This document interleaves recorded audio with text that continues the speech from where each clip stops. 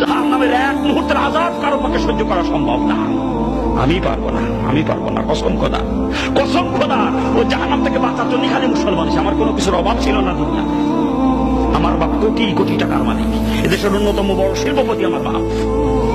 আমি যদি চাইতাম যে প্রতি সপ্তাহে গাড়ি মডেল চেঞ্জ করবো, আমি তাও পারতাম। আমার ঠেকানোর কেউ ছিল না দুনিয়াতে। এত সম্পদের মালিক আমার বাপ, এত সম্পদ, কোনো কিছুর কমতি ছিল না। আমি ছাত্রলীগের জেলা সেক্রেটারি ছিলাম, ছাত্রলীগের মাগুরা গভর্নমেন্ট কলেজের বিপি ছিলাম, বর্তমান প্রধানমন্ত্রী এক সময়কার ডান হাত ছিলাম বলতে গেলে আমি। শেখর, মাগুরা শেখর, মাসাদ মুক্তারের ছেলে, প্রধানমন্ত্রীর এপিএস, শোনেন নাম শোনেন না?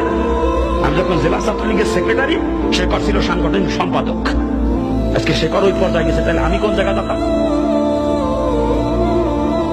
কোনো কিছুর অভাব ছিল না আমার বাজান দুনিয়াতে, কোনো কিছুর অভাব ছিল না। কত দাপটওয়ালা মানুষ ছিলাম, কত দাপট ছিল, কিন্তু আল্লাহ পাক হেদায়েত দেবে, তাই এটা আল্লাহর মনসা। হেদায়েত কসম খোদার, আল্লাহর হাতে হেদায়েত, কসম খোদা। যদি অন্য কারো হাতে হেদায়েত থাকতো, যত বড় বুজুর্গ হোক না কেন, আমার মতো বদমাইশের কাছে জীবনে হেদায়েতের বাণী নিয়ে যাইতো না কেউ। এত বড় কাট্টা বদমাইশ ছিলাম আমি, জানেন আপনারা? পিস্তল দুই পকেটে নিয়ে ঘুরতাম সবসময় আমি। 8জন 10জন বডিগার্ড থাকতো আমার সাথে, 8-10জন বডিগার্ড। মানুষ যদি খালি শুনেছে রানা মাস্তান আসতেছে, শোনেন নাই? নামটা শোনেন নাই? ডাক নাম ছিল রানা, মানুষ রানা মাস্তান পেয়ে চিনত। যদি খালি শুনিতে রানা মাস্তান আসতেছে, কিরা কোন সরে দাঁড়াবে, রাস্তা সাইডে দিশে পাইতো না। এমনি রাস্তা পরিষ্কার হয়ে যেত, এমনি। এত বড় দাপট নিয়ে চলতাম, এত দাপট নিয়ে। যত বড় আলেম হোক, যত বড় পীর সাহেব হোক, আমার মতো বদমাইশের কাছে কেউ হেদায়েতের বাণী নিয়ে যাইতো না। আমি জীবনেও হেদায়েত পাইতাম না যদি আল্লাহর হাতে হেদায়েত না থাকতো। আল্লাহ কুদরতি হাতে আমার মতো কাট্টা বদমাইশকে আল্লাহ পাক জাহান্নাম থেকে বাঁচাইছে। এটা আল্লাহ পাকের ইশারা।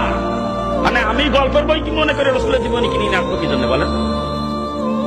রসুলের জীবনী পড়তে যাবো কোন দুঃখে আমি, হিন্দুর বাচ্চা হইয়া? কিন্তু গল্পের বই মনে করে কিনে নিয়ে আসছিলাম রসুলের জীবনী, গল্পের বই। আগে থেকে গল্পের বই পড়ার নেশা ছিল, গল্পের বই পড়ার। মনে করছিলাম ওটা গল্পের বই। বইটার নাম হলো যে ফুলের খুশবুতে সারা জাহান মাতোয়ারা। মনে করছিলাম আশ্চর্য, কোনো ফুল নিয়ে হয়তো বইটা লেখা। কেমন সেই ফুল কোথায় পাওয়া যায় জানার জন্য কিনে নিয়ে আসছিলাম। কিনে আনি পড়ে দেখি আমিও সেই ফুলের জন্য পাগল হয়ে গেলাম। রসুলকে ফুলের সঙ্গে তুলনা করে, রসুলের আকলাককে ফুলের সুঘ্রাণের সঙ্গে তুলনা করে বইয়ের নাম দিয়েছে যেই ফুলের খুশবুতে সারা জাহান মাতোয়ারা। ওটাই আমার পড়া সর্বপ্রথম ধর্মীয় বই, রসুলের জীবনী। আর এত মজা লাগে, পরপর 4 বার পড়ি বইটা, যত পড়ি পড়তেই মন চায়। এরপরে ইসলামের দিকে আকৃষ্ট হয়ে যায়। তখন থেকে ইসলামী বই পুস্তক পড়তে শুরু করি। আর ইসলামী বই পুস্তক পড়তে যাইয়ে বিভিন্ন কিতাবে জাহান্নামের যে বিবরণ করছি, ওই জাহান্নামের এক মুহূর্তের আযাব কোনো মানুষের পক্ষে সহ্য করা সম্ভব না। আমি পারবো না, আমি পারবো না, কসম খোদা। ওই জাহান্নাম থেকে বাঁচার জন্যই খালি মুসলমান হয়েছি, কসম খোদা।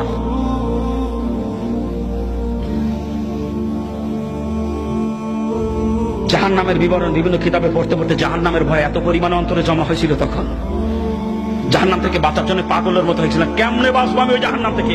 ও আমার পক্ষে সহ্য করা সম্ভব না, আমি কেমনে বাঁচবো? তখন কিসের মা, কিসের বাপ, কিসের আত্মীয় স্বজন, কিসের অর্থ সম্পদ, কিসের নেতৃত্ব কর্তৃত্ব, কোনো কিছু আমাকে ধরে রাখতে পারে না। সবকিছু লাথি মারে বের হয়ে চলে আসছে জাহান্নাম থেকে বাঁচার জন্য। শুধুমাত্র জাহান্নাম থেকে বাঁচার জন্য মুসলমান, কসম খোদা।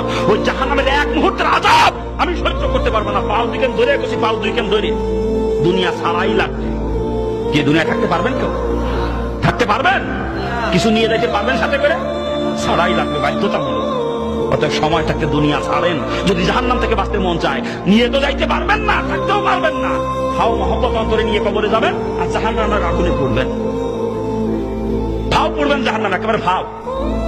দুনিয়ায় থাকতেও পারবেন না, দুনিয়া নিয়েও যাইতে পারবেন না। অন্তরে মহব্বত নিয়ে মারা যাবেন, ভাও জাহান্নামের আগুনে পড়বেন।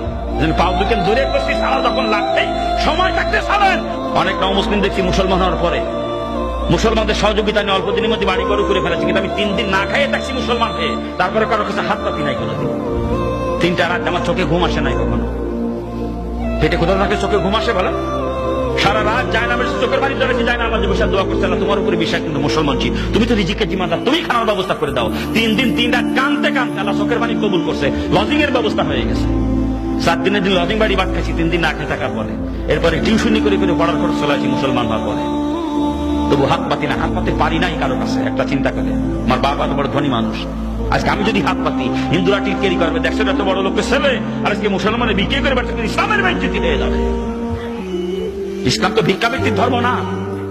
যে ইসলামের জন্য বাপ ছাড়ছি, মা ছাড়ছি, আত্মীয় স্বজন ত্যাগ করছি, বাপের কোটি কোটি টাকা সম্পদ ত্যাগ করেছি, আবার আমার কারণে ইসলামের বেইজ্জত অসম্ভব, আমি না খেয়ে মরে যাবো, তবুও হাত পেতে কখনো ইসলামকে কলঙ্কিত করব না।